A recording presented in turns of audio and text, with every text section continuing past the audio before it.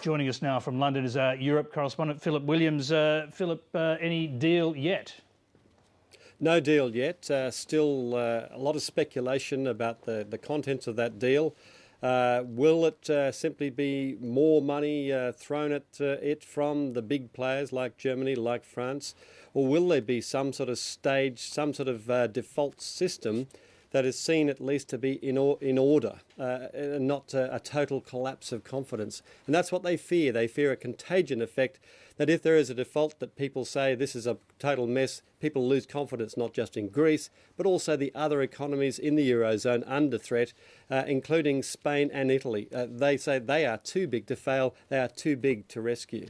Yeah, some will regard it as a lose-lose situation, because if the big European economies are forced to bail out Greece yet again, it's their taxpayers who will be paying the money. They're not very happy about that. On the other hand, if they allow partial default, the implications of that are sort of unknown, aren't they? Absolutely, they're rock and a hard place. And one of the problems, of course, is that taxpayers in countries, especially in Germany, are sick of paying out to other countries. They said, well, we didn't create this problem. We're constantly being asked to put our hands in our pockets to get them out of the problem. And yet, if banks start defaulting, if this contagion spreads, everyone loses. And as the world's largest exporter, Germany, stands to lose enormous amounts, of course, if there's a recession. So it's a very, very dangerous day today, and if they don't get it right, everybody's going to suffer. Is anyone talking about splitting up the Eurozone? I mean, that's another option, isn't it, to basically carve out these failed economies like Greece and perhaps some others, and just keep the core? There is talk of that. I mean, Angela Merkel, the German Chancellor, has said she's absolutely determined that's not going to happen.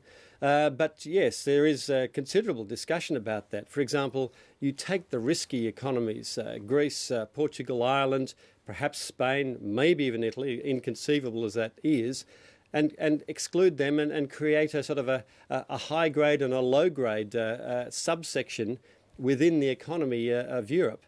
How that would work exactly, we just don't know. Would those particular economies resort to their old currencies? How would you exchange those currencies? So many questions to be answered. But of course, and the bottom line then is, well, if confidence has evaporated to that point, then everybody's in a mess. We've probably got global recession.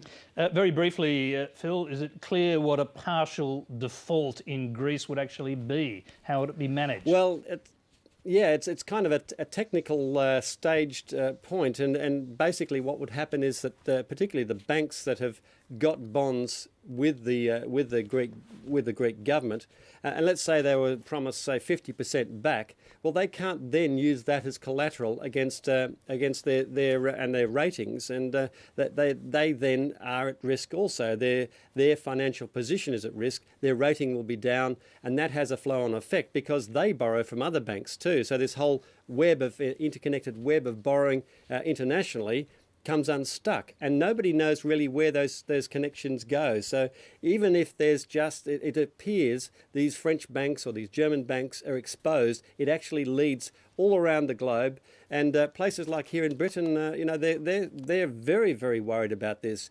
Even though the leadership here is saying, look, we don't have particular exposure to Greece. It's a couple of billion. It's not much. We don't know where those tentacles end, given the interrelationships between the banks themselves in various countries. Well, more nervous days ahead. Phil Williams, thanks very much. Thank you.